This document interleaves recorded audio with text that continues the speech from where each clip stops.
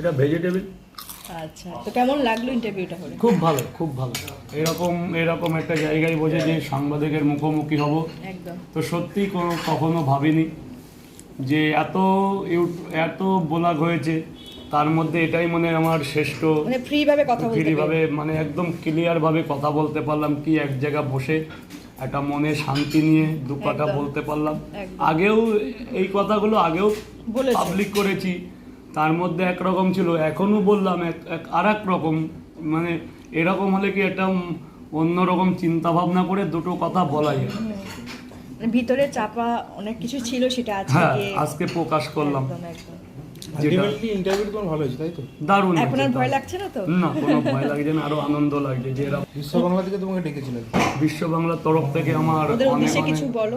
ওনাদের অনেক অনেক ধন্যবাদ। একজনকে এখানে ডেকেছে, কি তাদের সাংবাদিকের মুখোমুখি বসিয়েছে।